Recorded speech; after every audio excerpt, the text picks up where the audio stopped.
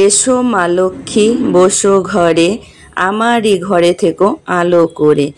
আমি যেখানে থাকি অন্ধ্রপ্রদেশ, ওখানে আজ মা লক্ষ্মীর পুজো, তাই ছোটোখাটোভাবে করে নিলাম মায়ের পুজো।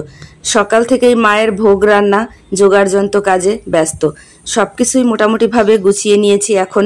তবে খুব চিন্তায় ছিলাম একটা আমের পল্লবের জন্য, যে আমার ঘট সাজানো কি সম্পূর্ণ হবে না। কাল রাত থেকেই বরবাবু আমের পল্লবের জন্য ঘুরছে।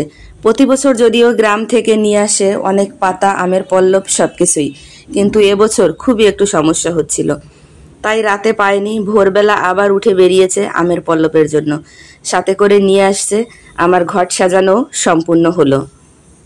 যদি গ্রামের বাড়ি হতো তাহলে তো নিজেদের গাছ থেকে তুলে এনেই ঘট সাজালে হয়ে যেত। এখানে হচ্ছে আমি যেখানে প্রতিদিন পুজো করে থাকি সেই ঠাকুর ঘরটা, এখানেও একটু সাজিয়ে গুছিয়ে ভোগ চড়িয়ে দিয়েছি। মায়ের পুজোর সঙ্গে তোমাদের আমার ঠাকুর ঘরটাও একটু দেখিয়ে দিলাম।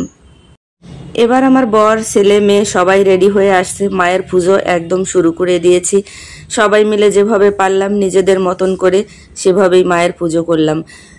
পুজো করতে তো অনেক জিনিস লাগে, এখানকার নিয়ম হিসাবে তো আরও অনেক কিছু, কিন্তু সব কিছু তো আমি সেভাবে এখানে পাবো না গুছাতে, তাই আমি যতটুকু পেরেছি আমার মতো করে গুছিয়ে নিয়েছি। মাগো ধনে জনে সবাইকে কৃপা করো। মায়ের পুজোটা আমার সম্পূর্ণ হলো, সবাই চলে এসো, প্রসাদ খাবে।